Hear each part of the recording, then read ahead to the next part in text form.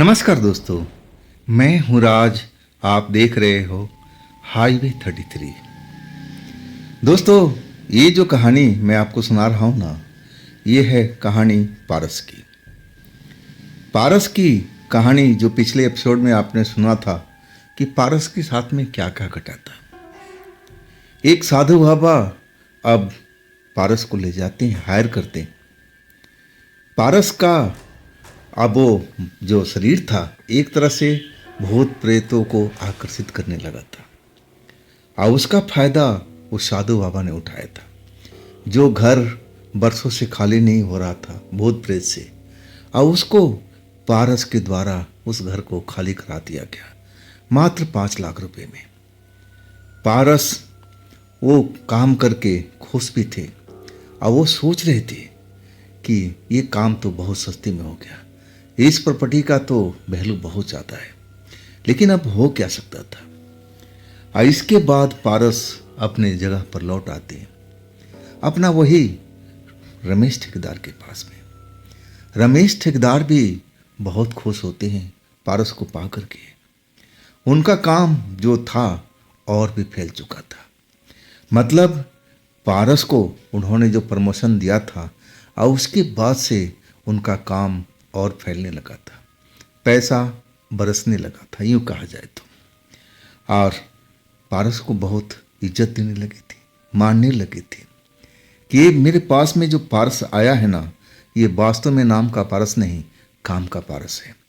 ये जिस चीज़ को छू रहा है ना, अब वास्तव में उससे पैसा ही बरस रहा है।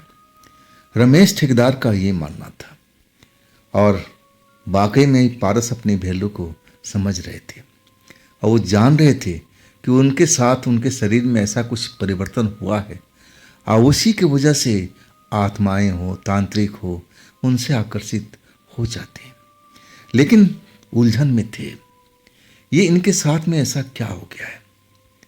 जब से वो बंगला खाली करा के आए थे ना, तब से अब इसी विषय पर अब वो चिंतन कर रहे थे, क्या मेरा ये जीवन ऐसा ही चलेगा?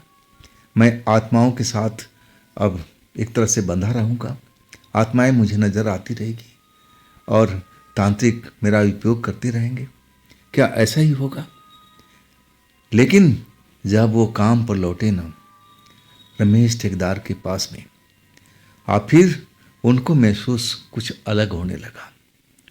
उनको लगा कि जैसे वो सामान्य जैसे पहले थे वैसे उनका शरीर अब बन चुका है, क्योंकि आत्माएं उनको नजर नहीं आ रही थी, ना उनके पास में कोई आत्माएं आ रही थी। जंगल वाली लड़की तो कोई पता ही नहीं था कि कहाँ चली गई।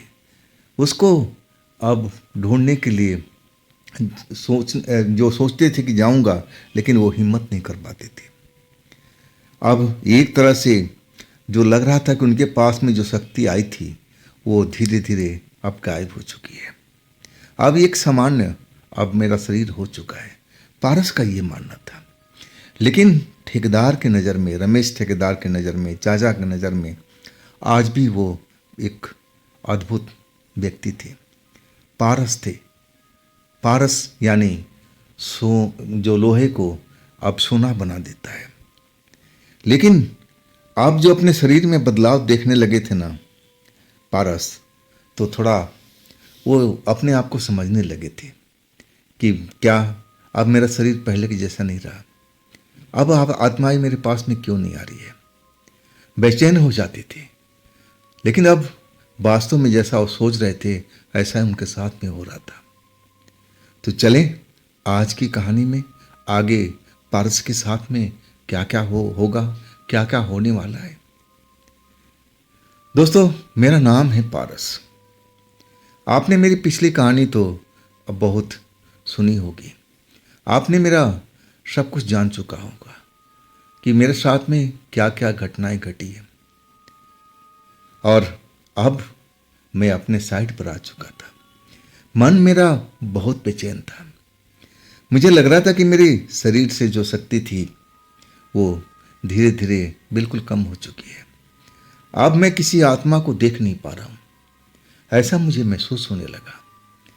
और मेरे जो शरीर में एक तरह से धूप से एलर्जी होती थी वो एलर्जी भी अब एक तरह से ख़त्म होने लगी थी। अब मुझे धूप से कोई परेशानी नहीं हो रही थी। मैं धूप में अब अच्छा खासा रह लेता था। नहीं तो मुझे पहले धूप में जाने से डर लगता था। मैं छतरी वगैरह का इस्तेमाल जरूर करता था। अगर नंगे बदन कभी मैं धूप में निकल गया तो मेरे शरीर पर फोफले से उभर आती थी, एलर्जी हो जाती थी। लेकिन ये सारी समस्याएं अब अपने आप खत्म हो रही थी। हाँ, मैं हैरान था कि ये सब मेरे साथ में अब क्या होने वाला है। क्या वो जो शक्ति मेरे पास में शरीर में आई थी, क्या वो चली गई? ऐसा ही मुझे अब महसूस होने लगा। हाँ, मैं एक सामान्य युवक की तरह अपने आप को पा रहा था। लेकिन ठेकेदार और चाचा मुझे अभी भी अद्भुत मानते थे कि मेरे शरीर में वो शक्ति है, वो पावर है जो आत्माएं मुझसे खींची चली जाती है। हाँ, वो मैं काम करके भी दिखा दिया था। ठेकेदार जी अब मुझे बहुत इज्जत देने लगे थे। लेकिन मैं अब थोड़ा सा उदास रहने लगा था। मैं अपने उस जंगल वाली लड़की से मिलना चाहता था, लेकिन उसका कहीं भी अता पता नहीं था। वो बोली थी कि देखो, मैं जब आऊँगी नहीं लौट के, तब मैं तुम्हें संकेत दूंगी और वो संकेत समझ जाना। लेकिन अभी तक ऐसा कोई संकेत मुझे मिला नहीं था। और इसके बाद मैं बेचैन सा रहने लगा था। अब तो कोई भी आत्मा लड़की मुझसे मिलने नहीं आ रही थी। वो बाबा का भेजा हुआ जो लड़की थी, आत्मा लड़की, वो भी ना जाने कहाँ चली गई थी। अब मैं उदास उदास सा रहता था। मैं अपना दर्द किसी को बता नहीं सकता था। चाचा पूछते रहते थे कि अरे पारस बेटे, आजकल तू थोड़ा उदास रहता है, बात क्या है? अब मैं हंस कर टाल देता था कि चाचा ऐसे कोई बात नहीं है, काम थोड़ा ज़्यादा फैला हुआ है ना, इसलिए मैं थोड़ा काम में बिजी रहता हूँ। मैं ये बात ना तो चाचा को बताया ना रमेश ठेकेदार को। अब मैं अपना काम में व्यस्त रहने लगा। और इसके बाद रमेश ठेकेदार मुझे बुलाते हैं। अब मैं उनके पास जाता हूँ। अब मेरे सामने एक प्रपोजल रखते हैं। कहते हैं कि देख पारस, एक नया काम है, नहर का है और नहर का पुलिया बनना है। तो मैं तो सोच रहा हूँ कि पारस तुम उस जगह पर जाओ और वहाँ पर लेबर का रहने का व्यवस्था करो और काम को समझो। और फिर तुम जब ओके हो जाओ तब मुझे बताना, मैं लेबर मैं भी खुद चलाऊँगा। उस काम को जल्द से जल्द हमें शुरू कराना है, उस पुलिया के काम को। तो पारस, क्या तुम अकेले काम कर पाओगे? मैं उस काम के लिए तैयार था। ये जगह मुझे अब अच्छी भी नहीं लग रही थी। दिल उछट सा गया था। अब मैं बदलाव चाहता था कि चलो नई जगह पर चलते हैं, नए लोग मिलेंगे, उनसे मैं थोड़ा दोस्ती करूँगा, मन बहल जाएगा। और वही सोच के मैं हाँ बोल दिया, ठीक है ठेकेदार जी, मैं चलता हूँ उस जगह पर। उन्होंने मुझे पूरा ड्राइंग वगैरह दे दिया। अब मैं उस काम को अच्छी तरह से समझ लिया था, पढ़ लिया था। अब फिर मैं अपनी बाइक लेकर के चल पड़ा था। वो साइड से काफ़ी दूरी पर था। एक नया साइड था। नहर पर पुलिया का निर्माण करना था। और नहर तो बहुत सालों से चल रही थी, बह रही थी पानी। और उस जगह पर हमें पुलिया का निर्माण जो करना था, हम उस जगह पर आ गए। मैं देखा उस जगह पर आसपास में नहर के दोनों साइड में छोटे छोटे से गांव बसे हुए थे। ज़्यादा घर नहीं थे, बस एक गांव में मुझे लग रहा था कि 10-12 घर थे। और जो दाएं साइड वाला, नहर के दाएं साइड वाला गांव था, वहाँ पर मुझे 5-7 गांव ही दिखाई पड़ रहे थे। हाँ, पशु थे और वहाँ लोग भी मुझे दिखाई दे रहे थे अपने खेत में काम करते हुए। अब मेरा जो काम था, मैं उस काम में अब आ चुका था। मेरा जो ड्राइंग था, उसका ड्राइंग के अनुसार मैं ही उस जगह का नाप जोख अब सब कुछ कर रहा था। मैंने एक लेबर वहीं से हायर कर लिया था जो मेरी मदद कर रहा था। इस काम में मुझे वक्त तो लगता था, काम तो आसान नहीं था। अब रात को रहने के लिए मैं एक गांव में गया। वहाँ के जो मुखिया थे, मैं उनसे बातचीत किया कि देखिए, मुझे रात गुजारने के लिए एक जगह चाहिए और यहाँ पर मैं नहर का निर्माण करने के लिए आया हूँ, नहर का पुलिया का निर्माण करने के लिए आया हूँ। तब वो खुश हो चुके थे। वो कहने लगे कि हाँ, यहाँ पुलिया तो बनना था, चलो आप अच्छा आ गए, तो कब तक बन जाएगा। मैंने बताया कि बस जल्दी से जल्दी हमारा पूरा टीम आ जाएगी और इसके बाद हम लोग इस काम में लग जाएंगे। वो खुश हुए। वो जो गांव के मुखिया थे, बड़े भले मानुस थे, उम्र करीब 40-45 साल की थी, और वो कहने लगे कहीं और क्यों, आप हमारे घर में रुकना ना। अब फिर उन्होंने एक घर भी दिखाया जो बैठक था, और कहने लगे ये घर अब आपके हवाले है, सब कुछ इसमें है, अब बिस्तर भी है, अब तखत भी लगा हुआ है, और खाने पीने का हम प्रबंध अपने घर से करा देंगे। अब तो सारा इंतजाम मेरे लिए हो चुका था। अब मैं उस गांव में उस जगह पर आ कर के बहुत खुश था। एक नया बदलाव मेरे अंदर में अब आ रहा था। मैं नए नए लोगों से मिल रहा था। हाँ, मैं पिछली बातें सब भूलने का कोशिश कर रहा था। जो मेरे साथ में इतनी भयानक भयानक घटनाएं घटी थी, मैं चाहता था कि मैं उन सब को भूल जाऊं। सबसे खतरनाक तांत्रिक लड़की वाला घटना था, वो जैसे मैं याद करता था ना, तो मैं सिहर जाता था। मैं उन घटनाओं को एक तरह से दिमाग से निकालने लगा। मैं उस जगह पर अपना जो काम था उसको सुचारू रूप से करने लगा था। रात को उस घर में मैं आराम करता। मुखिया जी मुझे भोजन का प्रबंध करा दिए थे। मैं भोजन करता और फिर सो जाता। मैं जब नींद नहीं आती ना, तो मैं जंगल वाली लड़की को याद करता था कि तुम कहाँ पर हो। एक तरह से मैं उसको बहुत चाहता था।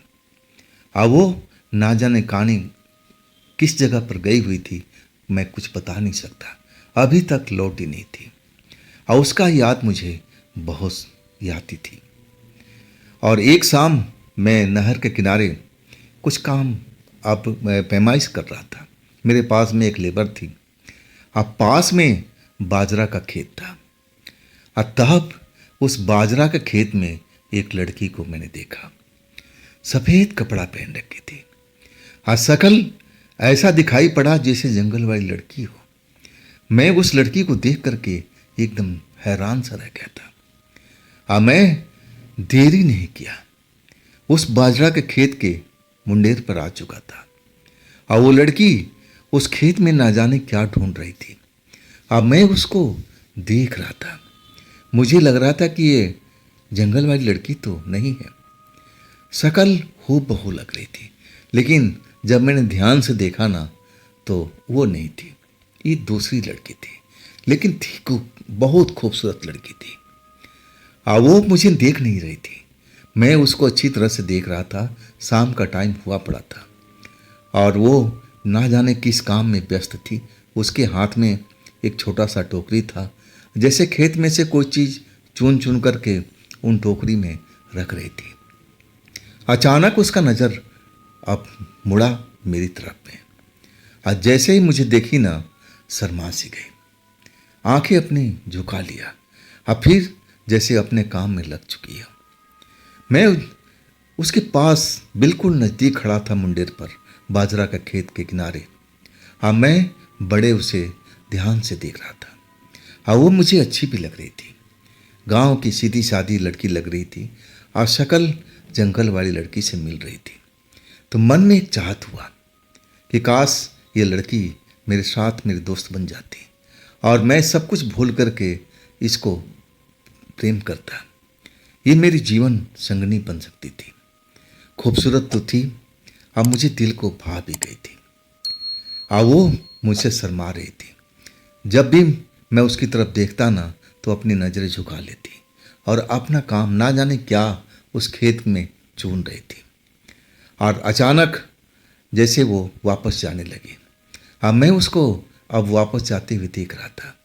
2-4 कदम उसकी तरफ में चला, लेकिन मैं सोचा कि नहीं, लड़की का पीछा नहीं करना चाहिए। अगर मुझे पसंद करती है तो ज़रूर मुड़ेगी, मेरी तरफ देखेगी। अब वही हुआ। 2-4 कदम वो आगे तो गई, और फिर मेरी तरफ मुड़ कर देखी, और एक मुस्कुराहट चेहरे पर आ चुका था। तब मैं समझा कि वो लड़की मुझे भी पसंद करती है। अब मैं तो खुशी से फूला नहीं समा रहा था। चलो आज मुझे एक सही लड़की मिल चुकी है जिसकी मुझे काफ़ी दिनों से इंतज़ार था। मैं इस लड़की से दोस्ती करूंगा और हो सके तो जीवन संगनी बनाने का कोशिश करूंगा, अगर उसके परिवार वाले मान गए तो। अब तो मेरे पास में ऐसी कोई चीज़ की कमी नहीं थी। पैसा, इज्जत, सब कुछ मेरे पास में था। मैं उस लड़की के माँ बाप से अपने लिए रिश्ता मांग सकता था।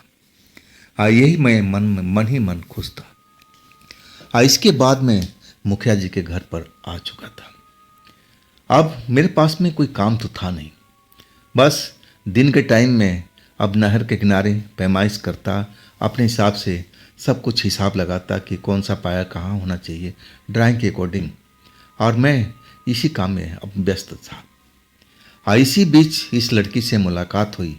फिर मैं जब भी देखता ना तो उस बाजरे के खेत में वो लड़की मुझे नज़र नहीं आती थी, और जिधर गई थी मैं उधर भी जा करके उस लड़की को ढूंढने की कोशिश करता, लेकिन वो लड़की मुझे दिखाई नहीं दे रही थी।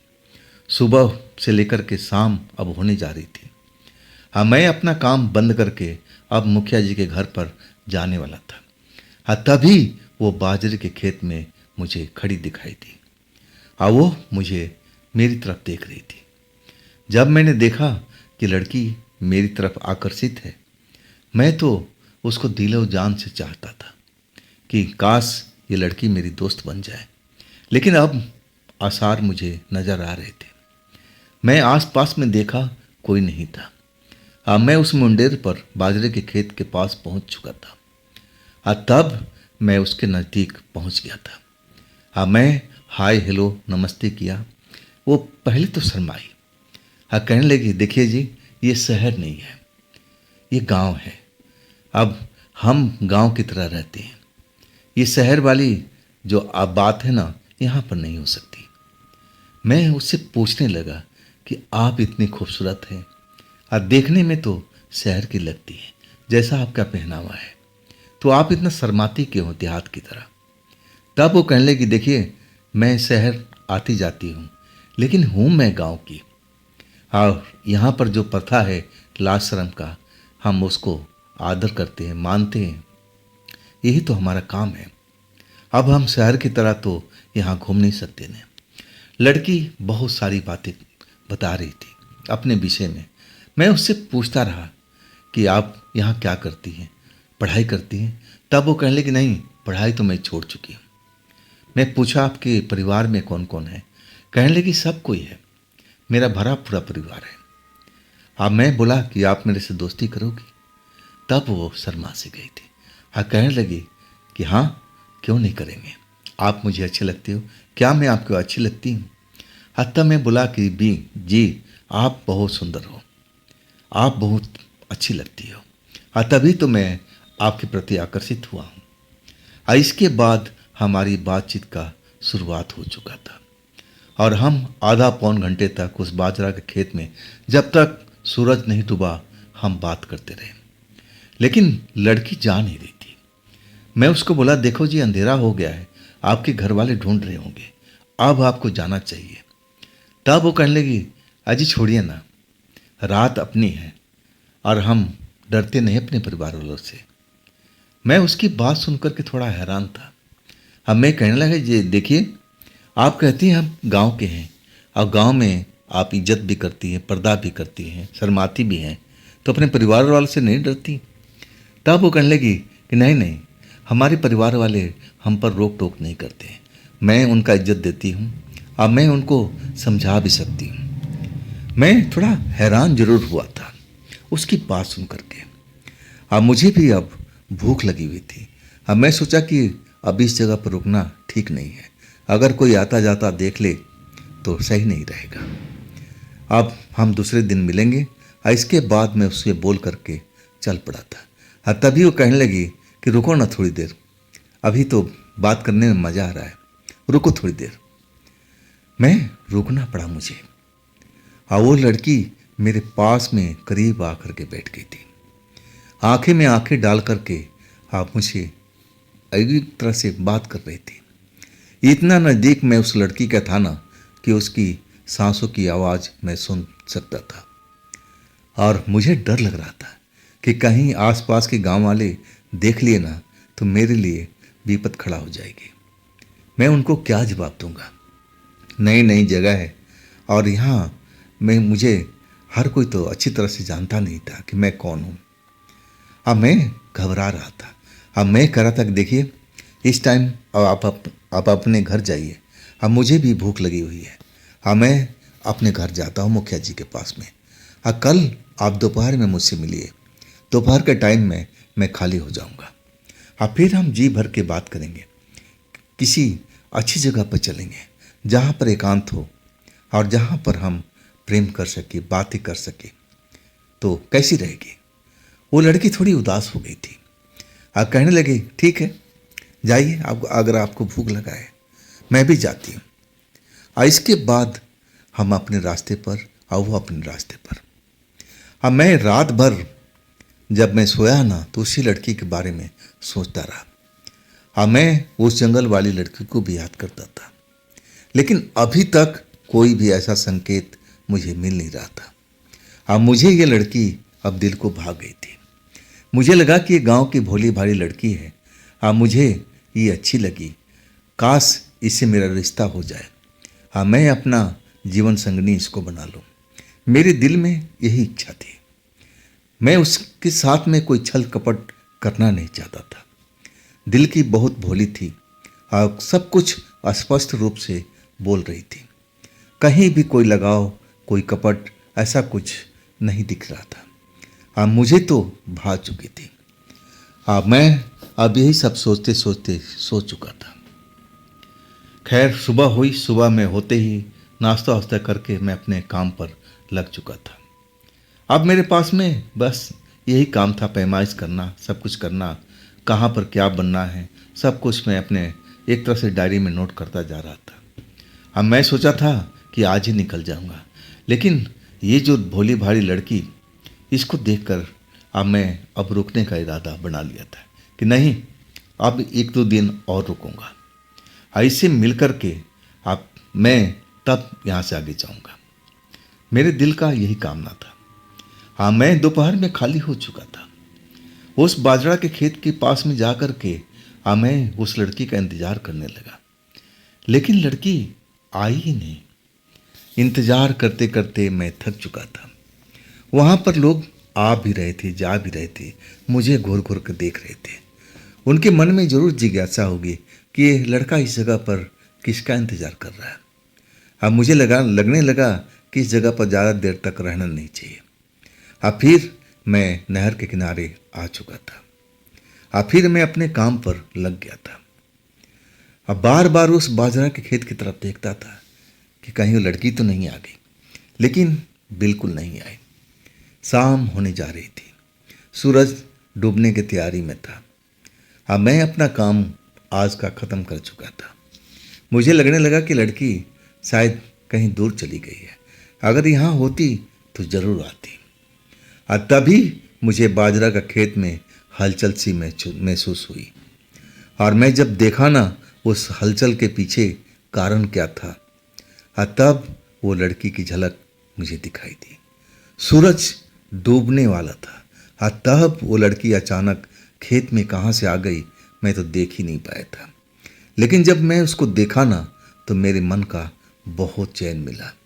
अब मैं देरी नहीं किया, सीधा उस बाजरा के खेत में पहुंच चुका था। लड़की अब बाजरा के खेत में जैसे मेरा ही इंतजार कर रही थी। अब मैं जब पहुंचा ना तो मैं पूछने लगा कि मैं उस लड़की से पूछने लगा, अरे भाई, मैं दोपहर से तुम्हारा इंतजार कर रहा था, तुम बिल्कुल गायब, कहाँ गई थी भाई? मैं इंतजार में पागल हो चुका था। लड़की मेरी तरफ देख रही थी और अपनी नज़रें झुकाई हुई थी।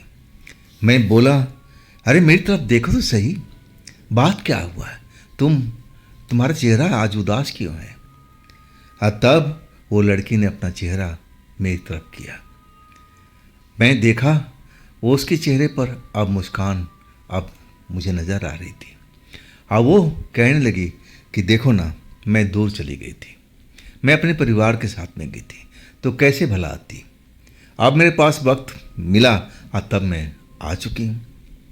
अब मैं भी अब उसकी बात पर विश्वास कर लिया था। अब मुझे लगने लगा कि ज़रूर ये किसी काम में फंसी होगी, अपने परिवार के साथ में कहीं गई होगी। चलो अब मिल गई, कोई बात नहीं। अब फिर हम उसी बाजरा का खेत के अंदर, जहाँ पर कोई देख ना पाए, और हम एक जगह पर साफ सुथरा जगह देख करके बैठ चुके थे। अब मैं लड़की से पूछ रहा था कि देखो, मैं तुम्हें दिलो जान से चाहता हूँ, अब मैं तुमसे शादी करना चाहता हूँ, क्या तुम्हारे परिवार वाले इस बात के लिए तैयार होंगे? लड़की मेरी तरफ देख करके हैरानी से एक तरह से देखने लगी थी। अब कहने लगी कि देखो, इतना जल्दी शादी की बात करना ठीक नहीं है, पहले हम एक दूसरे को समझे तो सही, हम प्यार तो करें, इसके बाद देखा जाएगा। अभी मैं कौन सी भागी जा रही हूँ, अभी मेरा कोई शादी वादी नहीं हो रहा है, ना मेरे लिए कोई रिश्ता देखा जा रहा है, तो तुम निश्चित रहो। अभी तो हमें प्यार का शुरुआत करना है, हम एक दूसरे को देखेंगे, परखेंगे, दोस्ती करेंगे, अब फिर इस बारे में बाद में सोचेंगे। अब इतनी दूर की बात अभी छोड़ दो, शादी ब्याह के छोड़ दो, हम एक अच्छे दोस्त अभी शुरुआत करते हैं, अब फिर हम इस मामला को धीरे धीरे आगे बढ़ा जाएंगे। वो जो बात बोल रही थी ना, मुझे बड़ा अजीब सा लग रहा था, जैसे कोई शहर की लड़की हो, सब कुछ वैसी ही नपी तुली अंदाज में बोल रही थी। हाँ, मैं उसकी बात सुन कर के हैरान था कि ये गांव की भोली भाली लड़की इतना विशेष जानकारी इसको कहाँ से आई हुई है। मुझे लगा कि जरूर ये शहर जाती आती रही होगी, तभी इसको इतना ज्ञान है, नहीं तो गांव की भोली भाली लड़की ये सब बातें नहीं जानती। मैं कहने लगा ठीक है, पहले हम अपने प्यार का शुरुआत करते। लड़की मेरे बगल में थी, एक तरह से उसका बदन मेरा बदन एक साथ में सटा हुआ था। अब मैं भी जवान, वो भी जवान, उसकी आंखों में वो चमक में देख रहा था। मेरा भी हाल कुछ ऐसा ही था। हम दोनों एक दूसरे को अब प्यार में देखना चाहते थे, हम प्यार में गहराई से उतरना चाहते थे। वो जगह, वो वक्त बिल्कुल परफेक्ट था। जिस जगह पर हम थे, बाजरा का खेत था, लेकिन इतना जगह ज़रूर साफ था जहाँ पर हम बड़े प्रेम से अब उस जगह पर अपना एक तरह से प्रेम करने लायक बना सकते थे। और वही हमने शुरुआत कर दिया था। उस लड़की ने जरा भी आनाकानी नहीं की कि हम एक अनजान लड़के हैं और हम उसके साथ में कोई छल कपट भी कर सकते हैं, भरोसा कैसे हो, लेकिन उसने जरा भी परवाह नहीं किया, जैसे वो आतुर थी इस काम के लिए। फिर वही हुआ जो उसकी इच्छा थी, अब मेरी इच्छा थी। इसके बाद वो उठ करके खड़ी हो गई, कहने लगी कि देखो पारस, अब तुम निकलो और मैं भी जा रही हूँ, नहीं तो मेरे परिवार वाले ढूंढ रहे होंगे। हम कल इसी टाइम में मिलेंगे और इसी जगह में मिलेंगे। मैं कहने लगा कि क्यों हम दिन में क्यों नहीं मिल सकते? तब वो कहने लगी कि देखो, गांव का मामला है, समझा करो, यहाँ से शहर नहीं है, शहर में ये सब होता है, लेकिन यहाँ गांव है, छोटे गांव है, एक दूसरे को सब कोई जानता है। अब मैं नहीं चाहती हूँ कि कोई तुम्हें देखे मेरे साथ में, इसलिए हम शाम के टाइम इसी जगह पर, इसी बाजरा खेत में मिला करेंगे। इसके बाद वो उसने देरी नहीं किया, अब दौड़ती हुई उस बाजरा खेत से निकल चुकी थी। मैं भी पगडंडी पर आ चुका था। उसका रास्ता अलग था, मेरा रास्ता अलग। मैं जब मुखिया जी के घर पहुंचा ना, तो जैसे मेरी बाटी देख रहे थे, कहने लगे, अरे ठेकेदार साहब, आज कहाँ रह गए? मैं उधर भी गया था नहर के किनारे घूमते हुए, लेकिन आप कहीं दिखाई नहीं पड़े। मैं अब क्या बोलूँ, झूठ मूठ उनको कुछ बताना पड़ा कि देखिए मैं कहीं और निकल गया था घूमते घूमते, फिर मैं वापस लौटा हूँ, मेरी बात को विश्वास करके। इसके बाद भोजन पानी, सोने के अलावा मेरे पास और कोई काम नहीं था। लेकिन रात भर उसी लड़की के विषय के बारे में सोचता रहा कि ये लड़की वास्तव में मेरे लायक है, हाड़ मांस की बनी हुई कोई आत्मा नहीं है कि ये गायब हो जाएगी। अब मुझे ये लड़की बहुत पसंद आ चुकी थी, इसके विचार जो थे ना, बड़ा खुले खुले से थे। जो कुछ भी नपी तली बोलती थी और वो मेरे दिल में बैठ जाती थी। रहने वाली गांव की थी, लेकिन जैसे लग रहा था कि शिक्षा दीक्षा शहर में हुआ हो। कभी कभी इतनी गूढ़ बात बोलती थी कि मैं उसका जवाब भी नहीं दे पाता था। मुझे तो बहुत भा चुकी थी। मैं तो सोच लिया था मन ही मन कि मैं इसको अपना दुल्हन जरूर बनाऊंगा, चाहे इसके लिए मुझे कुछ भी करना पड़ेगा। इसको मैं छोड़ूंगा नहीं, चाहे कुछ भी हो जाए। मैं एक तरह से मन में प्रतिज्ञा कर लिया था।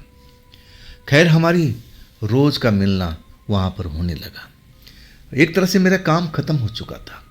मुझे वापस अब अपने साइड पर चला जाना चाहिए था और वहाँ पर जाकर के ठेकेदार जी को सारा रिपोर्ट देना था, रमेश ठेकेदार को। लेकिन मैं अब एक तरह से समय व्यतीत कर रहा था इस नई साइट पर, और मैं रोज़ शाम को उस लड़की के पास बाजरा के खेत में पहुँच जाता था। और फिर हम दोनों घंटों प्यार करते थे।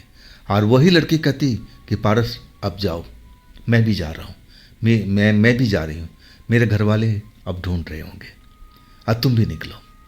अब फिर वो अपने रास्ते, मैं अपने रास्ते। और मैं जब मुखिया जी के घर पर आता ना, तो मुखिया जी अब आश्चर्य की नज़र से मुझे देखते और कहते ठेकेदार जी, आप रहते कहाँ पर हो? आप आजकल लेट आने लगे हो, कोई काम भी नहीं चल रहा है। मैं उनको समझाने लगा कि देखिए मुखिया जी, मुझे थोड़ा शाम को टहलने की आदत है। मैं नहर के किनारे किनारे दूर तक चला जाता हूँ, फिर वापसी आता हूँ। तो ये तो मेरा रोज़ का काम हो चुका है। मुखिया जी मेरी बात को विश्वास करने लगे थे। और इसके बाद मुझे लगने लगा कि अब ज़्यादा वक्त यहाँ पर गुजारना नहीं चाहिए, मुझे ठेकेदार के पास चला जाना चाहिए और सारी रिपोर्ट मुझे उनको सौंप देना चाहिए, जो जो मैंने तैयार किया था। लेकिन मैं जाने से पहले उस लड़की से आज मिलना चाहता था कि आज उससे मिलूं और बताऊं कि मैं कुछ दिनों के लिए इस जगह से जा रहा हूं। अब फिर मैं अपनी पूरी फौज के साथ में यहाँ पर लौटूंगा। अब फिर हमारी एक तरह से यहाँ कॉलोनी बस जाएगी। अब मजदूर के लिए झोपड़ी बनेगा, रहने के लिए, भोजन के लिए सब कुछ ठिकाना बनेगा। अब फिर तो हम सालों यहाँ पर रहेंगे। और वही बात मैं उस लड़की को बता करके जानना चाहता था और आज उसके साथ भी प्रेम करना चाहता था। मैं दोपहर तक अब खाली बैठा हुआ था। मैं उस बाजरा के खेत में आ रहा था, जा रहा था कि कहीं गलती से वो लड़की आ जाए, लेकिन वो लड़की बिल्कुल नज़र नहीं आई। हाँ, जब सूरज डूबने लगा ना, तब वो लड़की उस जगह पर मुझे नज़र आई जहाँ पर हम मिला करते थे। मैं तेज़ी से बाजरा के खेत में पहुँच चुका था। हम गले मिले। फिर बताने लगा कि देखो, आज तो मैं निकल रहा था अपने अड्डे पर और मैं चाहता था कि मैं तुमसे मिल कर जाऊँ। मैं तुम्हें धोखा देना नहीं चाहता था। और फिर मैं सारी अपना प्रोग्राम बताने लगा कि देखो, मैं यहाँ से जाऊँगा, अब फिर ठेकेदार जी पूरा लेबर यहाँ पर भेजेंगे, एक कॉलोनी हमारा बन जाएगा। अब फिर यहाँ पर तो सालों भर का काम है, अब इतना टाइम तो लगेगा ही लगेगा। तो अब हम बड़ी आसानी से हम इस जगह पर दोबारा से मिल सकते हैं। और इसके बाद मैं सारा प्रोग्राम उसको बता दिया था। लड़की मेरी बात सुनती रही। अब कहने लगी कि 2-4 दिन और रुक जाओ ना, अब मुझे छोड़ के मत जाओ। मैं कहने लगा देखो, तुम्हारे साथ तो मैं ज़िंदगी भर बिताने के लिए तैयार हूँ, लेकिन ठेकेदार जी का काम है, अब काम में नुकसान भी नहीं होना चाहिए। मैं कल सुबह निकल जाऊँगा और मैं तुमसे वादा करता हूँ कि 3-4 दिन के बाद मैं अपनी पूरी फौज के साथ लौटूंगा। अब फिर तुम और हम और ये बाजरा का खेत, और नहीं तो और कोई ठिकाना, अब तो हम मिला ही करेंगे। लड़की को मैं अच्छी तरह से समझा दिया था। लड़की उदास जरूर थी, लेकिन लास्ट में वो खुश हो गई थी। मैं जब उसको प्यार किया, सब कुछ समझाया अच्छी तरह से कि मैं जल्दी से जल्दी लौट के आऊँगा। इसके बाद वो लड़की अपने घर की तरफ चली गई, अब मैं अपने घर की तरफ। मैं भी खुश था कि चलो, अब मुझे कोई भूतनी के साथ, किसी प्रेतात्मा के साथ अब मैं मिलना नहीं चाहता था। अब मुझे हाड़ मांस की सही लड़की मिल चुकी थी, जिसको मैं अपना संगनी बना सकता हूँ। अब मैं इस लड़की से बेहद प्यार भी करने लगा था। ये लड़की मुझे बहुत अच्छी भी लग रही थी। और अगली सुबह मैं अपने उस ठिकाने से निकल चुका था। मैं ठेकेदार जी के पास पहुंच चुका था। अब फिर सब कुछ रिपोर्ट मैं उनको सौंप दिया था और ठेकेदार जी अब सब रिपोर्ट देखने लगे और तब मेरी तरफ देख के बोले कि पारस, तुम वाकई अब एक ठेकेदार बन चुके हो, इसमें कोई शक नहीं। तुमने हर हिसाब किताब बिल्कुल सही लगा लिया है। अब तो मुझे वहाँ जाने की ज़रूरत भी नहीं है, तुम तो ये काम बड़ा आसानी से कर लोगे। और तब मैं कहने लगा कि नहीं ठेकेदार जी, आपको तो चलना पड़ेगा, एक बार उस साइट पर जाना है। आप जब काम की शुरुआत कर दोगे ना, तब मैं इस मामले को संभाल लूँगा, लेकिन पहली बार चलना जरूर पड़ेगा। ठेकेदार जी भी मान गए थे और कहने लगे कि पारस, मैं ज़रूर चलूँगा तुम्हारे साथ में, काम का शुरुआत जरूर कराऊँगा। हाँ, मैं बहुत खुश था उस लड़की को पा करके। हाँ, मुझे तो बड़ा ही आनंद आ रहा था। हाँ, मैं सोच रहा था कि जल्द से जल्द हमारी फौज, मेरी टीम यहाँ से चल पड़े, ताकि मैं उस लड़की से रोज़ मिला करूँ, उससे प्यार कर सकूँ, अपनी दिल की बात उसको सुना सकूँ और उसकी दिल की बात मैं सुन सकूँ। बहुत मुझे आनंद आ रहा था। चाचा अब मेरी तरफ सामने खड़े थे और वो कह रहे थे कि पारस बेटा, मुझे तुमसे कुछ बात करना है, ज़रा अकेले में आओगे? मैं चाचा के साथ चला गया। चाचा मेरी तरफ देख रहे थे और कह रहे थे कि बेटा, तुझसे कुछ बात पूछूं? मैंने बोला कि हाँ चाचा, पूछो तो सही। और तब चाचा कहने लगे कि बेटा, सच सच बताना, अब तेरे साथ में कोई आत्मा वगैरह नज़र नहीं आ रही है ना? मैं थोड़ा भौचक्का रह गया था कि चाचा ये सवाल अचानक क्यों उठा दिए। मैं बोला चाचा, अभी तो कोई नज़र नहीं आई, सब कुछ सामान्य चल रहा है। तब चाचा गहरी सांस लिए और फिर कहने लगे कि बेटा, मैं तुझे खुश देखा ना, तो मुझे बहुत अच्छा लगा। एक चिंता लगी रहती थी तेरे प्रति और मैं अब खुश हूँ। चलो उन आत्माओं से तेरा पीछा छूटा। और ये हुआ कैसे बेटा? अब मैं चाचा को बताने लगा, चाचा मुझे भी नहीं मालूम, मेरा इस शरीर में परिवर्तन कब हुआ और कब आत्माएं आकर्षित होने लगी और कब आत्माएं मेरा पीछा छोड़ गई, मुझे खुद भी नहीं पता। चाचा कहने लगे कि बेटा, बहुत अच्छा हुआ, तुम इन चक्रों से अब बच गए। अब बेटा तुम अपने काम पर ध्यान दो और कोई विशेष बात पर गौर मत करो। तुम्हें आगे बढ़ना है बेटा, तुम्हें नाम कमाना है। हाँ, मैं चाचा से कह रहा था कि चाचा, बस आपका आशीर्वाद चाहिए, बाकी तो मैं हर काम सही ढंग से कर रहा हूँ। और वाकई में मुझे 2 दिन के अंदर वहाँ से लेबर वगैरह लेकर के मैं अपने नहर के साइड पर पहुँच गया था। और कमाल की बात थी कि मेरे साथ में ऐसा कुछ भी नहीं हो रहा था, ना तो कोई आत्मा मेरे पास भटक रही थी, ना कोई भूत प्रेत, कोई भी अब मेरे आसपास दिखाई नहीं दे रहा था। अब मुझे तो बिल्कुल ऐसा लग चुका था कि मेरा जो शरीर था ना, जैसे पहले सामान्य था, वैसा ही हो चुका है। अब सब कुछ हुआ था उस जंगल वाली लड़की की वजह से। अगर उसके साथ मैं रात नहीं बिताता तो ये सब मुझे देखने को नहीं मिलता। अब मैं अपने आप को हल्का भी महसूस कर रहा था कि चलो सब कुछ खत्म हुआ। इसके बाद मैं पूरी टीम लेकर के अब नए साइट पर नहर के किनारे पहुंच गया था। झोपड़ियाँ लेबर के लिए बन चुकी थी, अभी काम स्टार्ट नहीं हुआ था। सिर्फ ठेकेदार जी का हम इंतज़ार कर रहे थे कि कब ठेकेदार जी आए और कब हमारा काम का शुरुआत हुए। बस इंतज़ार इसी बात का था। मैं शाम के टाइम बाजरे के खेत में पहुंच जाता था। वो लड़की मुझे मिलती थी और फिर हम घंटों अब वहाँ पर बिताया करते थे समय। लड़की अपने दिल की बात बताती थी और मैं भी अपना दिल की बात उससे बात करता था। बड़ा ही आनंद आता था।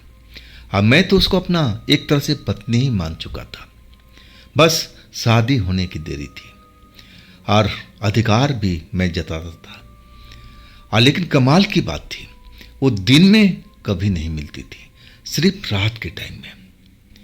और इसके बाद ठेकेदार जी आ चुके थे, काम का शुरुआत हमारा हो चुका था। और इसके बाद जो शुरुआत हुआ ना, तो मुझे तो शाम के टाइम भी अब देर रात हो जाता था। लाइट वाइट का प्रबंध करना, सब कुछ मैं उस लड़की को एक तरह से भूल ही गया था। हाँ, जब काम खत्म हुआ ना, तब रात का 9 बज चुका था। हर जगह पर लाइट वाइट का व्यवस्था करा दिया था। अब वो जो नहर का किनारा था ना, रोशनी से जगमगा गया था, क्योंकि अब हमें वहाँ पर काम स्टार्ट करना था। रात में दिन में काम को आगे बढ़ाना था, तो ये सब तो होना ही था। इसके बाद 9 बज चुका था और तब मुझे ध्यान आया कि अरे, मैं अपने दोस्त से, अपनी प्रेमिका से मिला नहीं। चलो, और अब रहने का व्यवस्था हमारा अपना खुद का हो चुका था। अब मैं मुखिया जी के पास बिल्कुल नहीं जा रहा था। अब मैं उस बाजरा के खेत में पहुंचा। रात का 9 बज रहा था, लेकिन वहां पर वो लड़की थी नहीं। मुझे लग गया कि लड़की इंतजार करके चली गई होगी। अब यहाँ पर रुकना ठीक नहीं है। अब मैं वापस आने लगा था और तभी अब हलचल सी हुई पीछे में। आज जब मैं मुड़कर देखा ना, तो वही लड़की तेजी से मेरी तरफ आ रही थी। आप गुस्से में दिखाई पड़ रही थी। मैं जब उसका गुस्सा देखा ना, तो मैं मुस्कुरा दिया था। मैं उसको जानता था कि कैसे मनाना होता था जब वो नाराज़ होती थी। मैं उसी जगह पर खड़ा उसका चेहरा देखने लगा था। गुस्से में वो ज़्यादा खूबसूरत नज़र आती थी। जब आई तो मुझसे लिपट गई थी। कहने लगी, पारस, मैं तुम्हें शाम से इंतज़ार कर रही हूँ। तुम तो अपने काम में मस्त हो गए थे। तुम तो एक बार पलट कर नहीं देखे। ये कैसा? ये सब नहीं चलेगा। अब देखो, हमने दोस्ती किया है तो निभाना भी पड़ेगा। अब सारे काम धाम छोड़ करके अब मुझे इस वक्त में मिला करो, वही टाइम पर। मैं तुम्हारा इंतज़ार करते करते थक चुकी थी। तब मैं गई। अब फिर मुझे लगा कि तुम उस जगह पर ज़रूर आओगे। अब फिर मैं लौट के आई। मैं अपनी प्रेमिका को देख करके बहुत खुश था। अब मुझे लग रहा था कि मैं ऐसा ही वो मेरा इंतज़ार करेगी, और मैं अब उस जगह पर अपने प्रेमिका के साथ अब रात बिताने के लिए मजबूर था। अब मैं उसको समझा रहा था कि देखो, अब हमारा काम स्टार्ट हो गया। अब इस काम में कितना टाइम लगेगा मैं कुछ बता नहीं सकता। अब मैं तुम्हें वो वक्त नहीं दे सकता, लेकिन हाँ, रात के टाइम में हम कभी भी एक समय निकाल सकते हैं, अब जहाँ पर हम दोनों मिल सकते हैं। इसके लिए वो तैयार नहीं हो रही थी। वो कह रही थी कि नहीं नहीं, मुझे वही वक्त चाहिए जिस शाम को हम मिला करते थे। अब मैं उसको समझा रहा था कि नहीं, ये सब संभव नहीं है। लेकिन मैं उसको मना लिया था कि देखो, शाम के टाइम में नहीं, लेकिन रात के टाइम यही वक्त रहेगा। 9 बजे के 10 बजे के आसपास हम ज़रूर इसी खेत में मिलेंगे। और वो मान भी चुकी थी। इसके बाद दिन में हमारा काम चलता था, और शाम को भी मैं बिजी रहता था।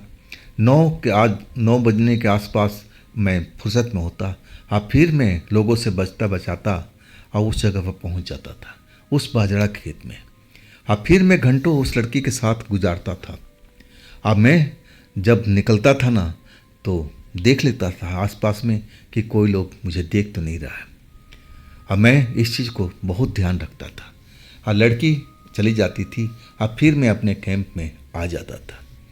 लेकिन एक रात मेरे ही साइड का एक मिस्त्री, जो बूढ़ा मिस्त्री था, वो मुझे बाजरा के खेत से निकलते हुए देख लिया था, और वो मुझे टोक भी दिया कि ठेकेदार जी, बाजरा के खेत में किस लिए गए थे इतनी रात को। मैं थोड़ा सहम सा गया था, डर भी गया था कि ये भला कैसे मुझे देख लिया। तब मैंने बहाना बना लगा कि मिस्त्री जी, मैं ऐसे किसी काम से गया था। तब वो हंस के कहने लगा कि ठेकेदार जी, मैं सब देख चुका हूँ। ये जो कर रहे हो ना, ये ठीक नहीं है। क्या आपको पता है कि वो लड़की कौन है? मैं थोड़ा आश्चर्य में था। मैं कहने लगा, तुमने कब देखा? तब वो हंस के कहने लगा कि ठेकेदार जी, मुझे तो कई दिन से आप पर शक हो रहा था कि रात के टाइम जब काम खत्म होता है, तब ये बाजरा खेत में आप चले जाते हो। मैं आपका पीछा किया था और मैं सब कुछ देखा। ठेकेदार जी, मैं आपको बताना चाहता था, लेकिन हिम्मत नहीं हो रही थी लेकिन आज मुझसे रहा नहीं गया। मैं बोला कि हाँ हाँ बताओ, क्या बात है। और सुनो, मैं तुम्हारे लिए बता दूं कि उस लड़की से मैं बेहद प्यार करता हूँ और उस लड़की को अपना जीवन संगनी बनाना चाहता हूँ। अब मैं जल्द ही उस लड़की से शादी भी करने वाला हूँ। वो कोई ऐरी गैरी लड़की नहीं है जो आप सोच रहे होगा। वो मिस्त्री अब मेरी तरफ देख रहा था घूर करके, और उसके चेहरे पर मुस्कान भी थी, और वो मुस्कुराते हुए कहने लगा कि ठेकेदार जी, क्या आपको पता है कि वो लड़की कौन है? मैंने बोला हाँ हाँ पता है ना, इसी गांव की रहने वाली है, उसका पूरा परिवार है और मैं उसके परिवार से मिलने वाला भी हूँ। तब वो मिस्त्री मेरी तरफ देख करके कहने लगा कि देखो ठेकेदार जी, मैं तुम्हें आगाह करना चाहता हूँ, हाँ सचेत भी करना चाहता हूँ। ये लड़की आपके लिए जानलेवा साबित होगी। ये कोई आम लड़की नहीं है जिसको आप आम समझ रहे हो। ये आम नहीं है, ये खास लड़की है। मैं अब मिस्त्री की तरफ देखने लगा था कि ये बूढ़ा मिस्त्री कहना क्या चाहता है, और तब मैं कहने लगा कि मिस्त्री जी, आप खुल के बात बोलो, जो आपके दिल में चल रही हो ना, मुझे अच्छी तरह समझाओ, और तब मैं समझ पाऊंगा। ये आप जो पहेलियाँ बता रहे हो ना, मुझे समझ में नहीं आ रहा है। और तब मिस्त्री कहने लगा कि ठेकेदार जी, आओ आओ मेरी झोपड़ी में चलो, और तब मैं सब आपको समझाता हूँ। मुझे हैरत जरूर हुई, लेकिन मैं चल पड़ा था कि आखिर ये मिस्त्री मुझसे क्या बताना चाहता है। हो सकता है बात मेरे भले की हो। और मैं उसकी झोपड़ी में आ चुका था, और वो मुझे ज़मीन पर ही बिठाया और कहने लगा कि बस 2 मिनट में सब कुछ मैं आपको समझा दूंगा। अब फिर वो एक थाली लेके आया। थाली में पानी भरा हुआ था और थाली मेरे सामने रख दिया और कहने लगा ठेकेदार जी, बस 2 मिनट में सब कुछ मैं बता दूंगा कि आपके साथ में क्या चल रहा है। बस थोड़ा सा सब्र रखो। और फिर अपने थैला निकाला। थैला में से एक शीशी निकाला। वो शीशी सफ़ेद रंग की थी और वो उसमें से 2-4 बूंद उस पानी में जो थाली थी और उसमें डाल दिया था। और जैसे ही डाला ना, तो वो पानी जो था सफ़ेद रंग का, वो एकदम गाढ़ा गाढ़ा सा होने लगा था। थोड़ा सा धुआं जैसे उसमें निकलने लगा था। और तब ठेकेदार, वो मिस्त्री कहने लगा, ठेकेदार जी, अब इस थाली में नज़रें जरा गड़ा के देखना, इसमें सब कुछ आपको नज़र आएगा जो आपके साथ अभी चल रहा है। मैं हैरान था कि मिस्त्री मेरे साथ में कौन सा खेल खेल रहा है।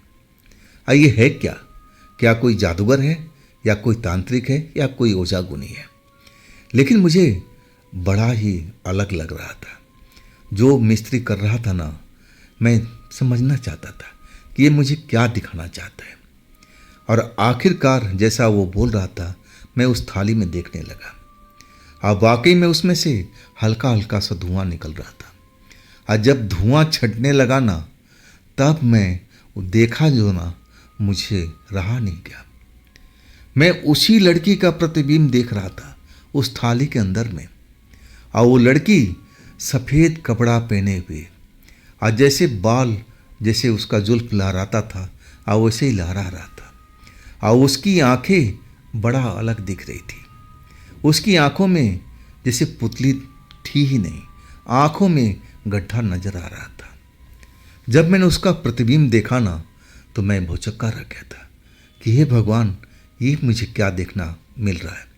अब मैं डर गया था। मैं कहने लगा मिस्त्री से कि तुम ये मुझे क्या दिखा रहे हो। तब मिस्त्री जो थे मुस्कुराते हुए कहने लगे कि ठेकेदार जी, जो उस लड़की का असलियत है ना, वो मैं आपको दिखा रहा हूँ। अगर मैं बताता ना, तो आप विश्वास नहीं कर पाते। आप खुद ही देख लो। आपको अभी तक कुछ समझ में आया कि नहीं, मुझे नहीं मालूम। अब मैं फिर गौर से देखने लगा। वास्तव में वो लड़की एक आत्मा की तरह लग रही थी, एक प्रेतनी की तरह लग रही थी। शरीर उसका जरूर था, चेहरा भी वही था, बाल खुले उसके उड़ रहे थे, लेकिन उसकी जो आंखें थी ना, आंखों में अब पुतली थी ही नहीं। एक गड्ढा सा, दोनों जैसे गड्ढे बने हुए थे। और वो बिना पुतली के बड़ा ही भयानक दिख रही थी। इसके बाद मैं तो डर ही गया था कि क्या बला है भाई। मिस्त्री बस पानी को हिला दिया, और जैसे ही हिलाया ना, बिल्कुल पानी पहले की तरह सफ़ेद हो चुका था, जैसे उसमें कुछ हुआ ही ना हो। और पानी को दूर फेंक दिया, थाली एक जगह पर रख दिया। मैं उस जगह पर बैठा ही रह गया था। डर मेरे शरीर में आ चुका था। और तब मिस्त्री कहने लगा कि ठेकेदार जी, अगर मैं आपको बताता ना कि वो लड़की ऐसी वैसी लड़की नहीं है, वो एक प्रेतनी है, और आपके साथ वो एक तरह से मैं कहूँ ना तो आपको ठग रही है, और आपको मौत के मुंह की तरफ लेके जा रही है। हर पल जितने बार आप उसके साथ में रात बिताते हो ना, तो समझ लो एक दिन आपका कम हो रहा है। और मैं तो कहूँगा ठेकेदार जी कि इसका साथ छोड़ दो। अगर इसका साथ रहोगे ना तो फिर आप बच नहीं पाओगे, वो ज़रूर आपको एक दिन मार देगी। मैं बड़ा हैरान था मिस्त्री की बात सुन करके कि हे भगवान, मैं जिस लड़की को भोली भाली लड़की समझ रखा था, आज जिससे मैं अथाह प्यार करता था, और वो एक प्रेतनी निकलेगी, ऐसा संभव हो ही नहीं सकता था। लेकिन जो मैं थाली में देखा था, वो उस बूढ़े मिस्त्री ने मुझे सब कुछ दिखाया था। वो कैसे हो सकता है? नहीं, वो लड़की ऐसा नहीं हो सकती। लेकिन मुझे अब जो अपनी आंखों के सामने देखा था उस पर विश्वास करना था, और उस मिस्त्री का कहना था कि वो कोई ऐसी लड़की नहीं है, वो खास लड़की है, वो एक प्रेतनी है, और आपको अपने प्रेम जाल में फांस रखी है, और धीरे धीरे आपकी उम्र को कम कर रही है। जितनी बार उसके साथ रात बिताओगे और उतनी ही आपकी उम्र को वो खाई जा रही है, और एक दिन ऐसा आएगा कि सब कुछ आपका ख़त्म कर देगी। मैं खौफ में था, और मैं समझ नहीं पा रहा था कि इस मिस्त्री पर विश्वास करूं या ना करूं, कैसे मैं क्या करूं, मुझे कुछ भी पल्ले नहीं पड़ रहा था। अब मैं फैसला कर लिया था कि एक बार उस लड़की से ज़रूर मिलूंगा, और मैं उससे पूछूंगा कि वास्तव में अगर तुम्हारा परिवार है तो तुम्हें मुझसे मिलवाते क्यों नहीं? मैं तुम्हारे परिवार से मिलना चाहता हूँ। अगर वो लड़की मान गई तो मैं समझ लूँगा कि वास्तव में वो कोई भूत प्रेत नहीं है, वो एक हाड़ मांस की बनी हुई लड़की है। और इसके बाद में उस खेत में मैं पहुँच गया था दोबारा से। और मैं एक तरह से उस लड़की को खोजबीन करने लगा था, लेकिन उस खेत में लड़की का कहीं नामो निशान नहीं था। अब मैं उस खेत में ना जाने कितनी रात तक बैठा रहा। अब उसकी मैं एक तरह से ढूंढने की कोशिश करता था कि आखिर कहाँ गई। अगर वो प्रेतनी होती तो ज़रूर वापस आती, लेकिन वो आई नहीं लौट करके। अगले दिन मुझे इंतज़ार के अलावा कुछ नहीं कर पाता था। काम तो गया भाड़ में, एक तरह से मैं काम को भूल गया था।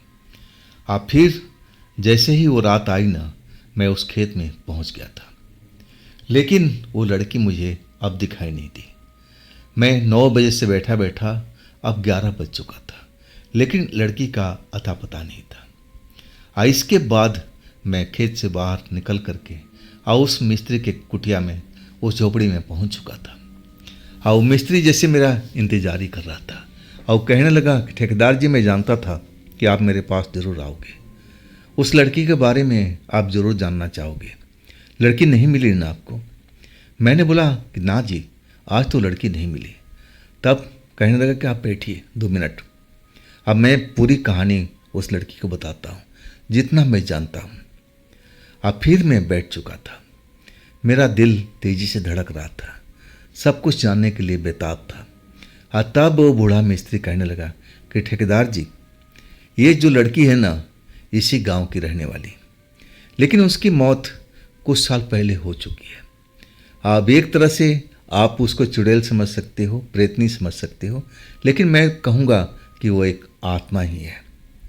और वो आत्मा लड़की जब आपको मिली ना, तो आपको याद है कि वक्त क्या हुआ होगा? मैं ध्यान देने लगा, और तब मुझे याद आया कि हाँ, शाम ढल चुकी थी, सूरज डूबने वाला था, और तब वो मुझे खेत में दिखाई पड़ी थी। मैं बोला कि हाँ जी, शाम के वक्त में। हाँ, तब वो मिस्त्री कहने लगा कि अगर वो हाड़ मांस की लड़की होती ना तो आपको दिन में कभी दिखाई पड़ी? मैंने बोला नहीं, मैं तो उसको कई बार बोला था कि दिन में मुझसे मिला करो, लेकिन उसने मना कर दिया। हाँ, तब मिस्त्री कहने लगा कि देखो ठेकेदार जी, मैं तो यही कहूँगा कि इस लड़की को आप भूल जाओ और दोबारा उस लड़की से मिलने की कोशिश भी मत करना। अगर आप मिलोगे ना तो आपको लड़की ऐसा हाल कर देगी कि आपको पागल बना देगी और आपको मौत की तरफ खींच के ले जाएगी और फिर आप बच नहीं पाओगे। मैं बड़ा शौक था उस टाइम जब बूढ़ा मिस्त्री सब कुछ बोल रहा था। मैं कहने लगा कि मैं कल से ही परेशान हूँ, जो कुछ आपने मेरे साथ में किया दिखाया उस थाली में। आप मैं समझ नहीं पा रहा हूँ कि आप मिस्त्री और राजमिस्त्री हो या फिर कोई तांत्रिक हो। और तब वो बूढ़ा मिस्त्री कहने लगा कि आप ऐसा ही समझ सकते हो, मैं राजमिस्त्री भी हूँ और छोटा मोटा तंत्र मंत्र भी कर लेता हूँ। हाँ, मुझे तो बहुत पहले ही शक हो चुका था जब आप अकेले खेत में जाया करते थे। हाँ, मुझे अब संदेह हो चुका था। हाँ, मैं सब कुछ अपनी आंखों से देख लिया था और तब मुझे लगा कि आपको सचेत कर दूं, नहीं तो आपके साथ में धोखा हो सकता है। वाकई में वो घटना जो मेरे साथ में घटी थी, मुझे तो लग ही नहीं पा रहा था कि मैं एक प्रेतनी के साथ रात बिताता था। मैं तो भूल चुका था कि मेरे शरीर में अब परिवर्तन हो चुका है। अब कोई आत्मा, प्रेतनी, भूत प्रेत मेरे नज़दीक नहीं आएगा। लेकिन ऐसा हुआ नहीं था। आज भी एक प्रेतनी, एक चुड़ैल मेरा पीछा कर रही थी। वो मुझसे प्रेम करती थी। मुझे लगने लगा कि अभी ये शरीर से मेरा मुक्ति मिली नहीं है। जो मेरा शरीर है ना, शायद वैसा ही है। अभी भी इसमें वो पावर है, वो शक्ति है जो आत्माओं को आकर्षित करता है। कब इस मैं जैसे मेरा पुराना शरीर था कैसे हो जाएगा, यही मैं सोच रहा था। उस बूढ़े मिस्त्री की बात सुनकर के मैं वाकई खौफ में आ चुका था। बूढ़ा मिस्त्री कह रहा था कि देखो ठेकेदार जी, मैं तो संदेह आप पर बहुत पहले से कर रहा था। मुझे इस बात का थोड़ा इल्म भी था कि आपके आसपास में ऐसी शक्ति मंडराती रहती है। मैं थोड़ा बहुत तंत्र मंत्र का जानकार हूँ और मुझे संदेह बहुत पहले हो चुका था। लेकिन इस जगह पर आने के बाद जब आप खेत में जाने लगे ना, तो मेरा संदेह और गहरा चुका था। आज जब मैंने उस लड़की के साथ में आपको पहली बार देखा ना, तो मैं खौफ में आ चुका था। मैं जान चुका था कि ये लड़की आपके साथ में छल कर रही है और आपको मारना चाहती है। ये लड़की कोई आम लड़की नहीं है, ये एक आत्मा है। आम भाषा में कहे तो ये चुड़ैल है, एक प्रेतनी है। और जितना आप उसके नज़दीक जाओगे उतना ही मौत के मुंह में आप पहुंचते जा रहे हो। मैं हैरान था उस बूढ़ा मिस्त्री की बात सुन करके। अब मैं कहने लगा, भाई आप ये सब जानते थे तो आपने मुझे पहले क्यों नहीं बताया? बूढ़ा मिस्त्री कहने लगा कि देखो ठेकेदार जी, मैं तो पहले साइड से ही आप पर नज़र गड़ाए हुए था, लेकिन मैं एक मामूली आदमी ठहरा और आप ठेकेदार बन चुके थे। मेरी हिम्मत नहीं हो रही थी कि मैं आपके पास आऊं और ये सब बातें बताऊं। आप विश्वास भी तो नहीं कर पाते। मैं कहने लगा कि आप क्या ऐसा कुछ कर सकते हैं ताकि मैं उस लड़की से दूरी बना सकूं, वो लड़की मेरे नज़दीक ना आए। तब वो सोचते हुए कहने लगा कि हाँ, ऐसा मैं कर सकता हूँ। मैं पूछा तो फिर वो काम कीजिए ना। अगर आपको ये काम आता है तो मुझे इन चक्रों से ज़रूर बचाइए। बूढ़ा मिस्त्री कहने लगा कि देखिए, अगर मैं वो सब काम करूँगा ना तो कहीं आप घाटे में ना रहो। मैं कहने लगा कि कैसा घाटा? तब मिस्त्री कहने लगा कि देखिए, मैं जो यंत्र बना कर दूंगा ना, उसको आप धारण करने के बाद आपके पास कोई भी आत्मा नहीं आ पाएगी, चाहे वो भली आत्मा हो या बुरी आत्मा हो, कोई बुरी शक्ति हो, बिल्कुल आपके शरीर को छू नहीं पाएगी। तो आप देख लीजिए, अगर आप चाहते हो तो मैं वो सब कर सकता हूँ। मैं सोच में पड़ गया। मैं उस जंगल वाली लड़की से मिलना चाहता था, उससे ढेर सारी बात करना चाहता था। और ये मिस्त्री का कहना था कि अगर मैंने यंत्र बना दिया तो वो भी मेरे पास में नहीं आ सकेगी। तब तो ये घाटे का सौदा हुआ ना। मैं कहने लगा कि ऐसा कुछ कीजिए ना मिस्त्री साहब, ताकि मेरे पास में अच्छी शक्तियाँ आएँ, अब बुरी शक्ति मुझे छू भी नहीं पाए। तब वो मिस्त्री हंस के कहने लगा कि नहीं जी, ऐसा संभव नहीं है, मैं ऐसा कर नहीं पाऊँगा। हाँ, इस वक्त आप अगर चाहते हो तो मैं यंत्र बना सकता हूँ ताकि इस लड़की से आपको निजात मिल सके। इसके बाद में देखा जाएगा। तो कहो आप, अगर बनवाना चाहते हो तो मैं अभी से काम शुरू करूँ। मैं सोचता रहा। अब फिर मैं कहा कि अभी रहने दीजिए आप। मुझे लग रहा था कि वो जंगल वाली लड़की मुझसे ज़रूर मिलेगी। मेरे दिल में अंदेशा हो रहा था, अगर मैं उससे एक बार मिलूं, अब फिर मैं अपने दिल की बात कहूं कि तुम कौन हो, मेरे साथ में ये सब क्या चल रहा है, और तुम्हारे जाने के बाद ये सब क्या घटा था, ये सब कैसे हुआ, मैं सब कुछ जानना चाहता था।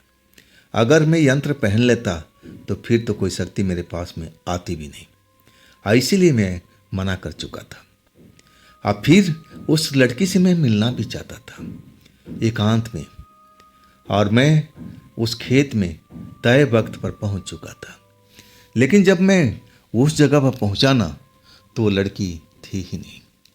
मैं पूरी रात इंतजार करता रहा, लेकिन लड़की नहीं मिली।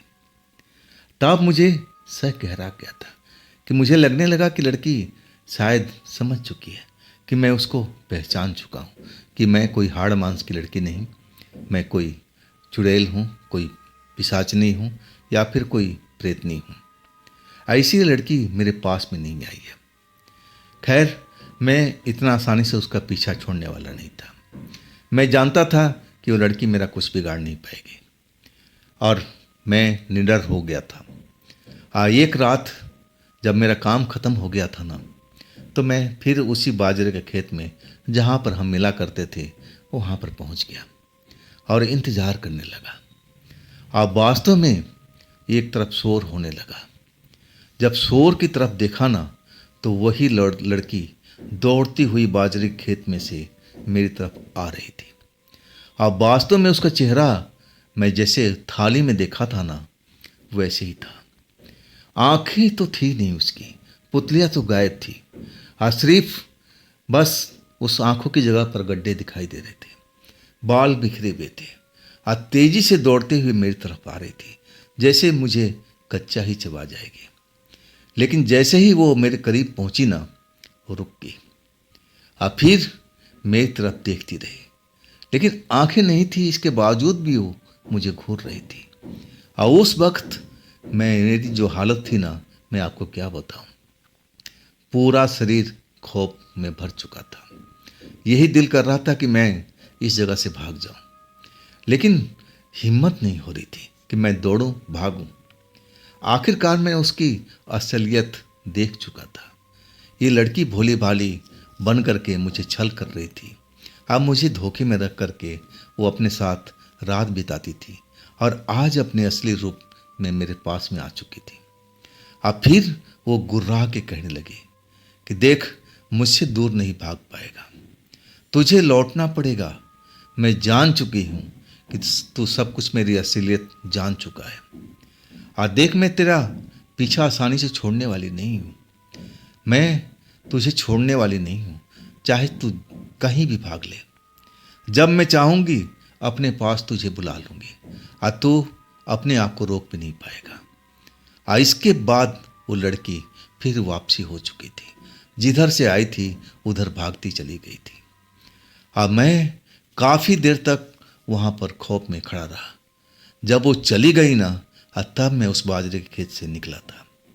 सीधा मैं उस झोपड़ी में पहुँचा जहाँ पर वो बूढ़ा मिस्त्री था। अब मैं सारी बात उसको बता दिया कि मिस्त्री साहब, मैंने उसका असली रूप देख लिया हूँ। अब आप मेरे लिए कुछ यंत्र बनाना चाहते थे ना, अब वो यंत्र को बना दीजिए। अब वो लड़की मुझे चैलेंज करके गई है कि जब मैं चाहूँ मैं तुम्हें बुला सकती हूँ। अब मैं उसके साथ अब जाना नहीं चाहता हूँ। आप यंत्र को बना दीजिए, देरी मत कीजिए।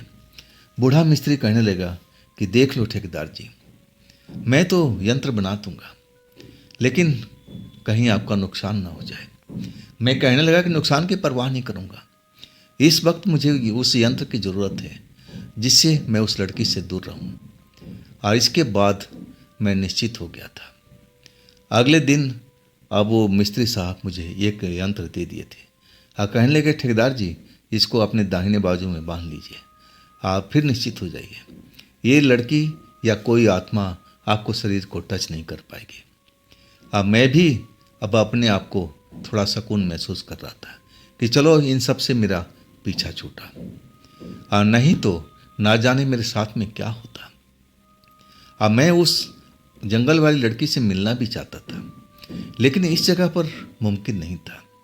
मुझे तो उसी जगह पर जाना था, लेकिन वो वक्त अभी आया नहीं था।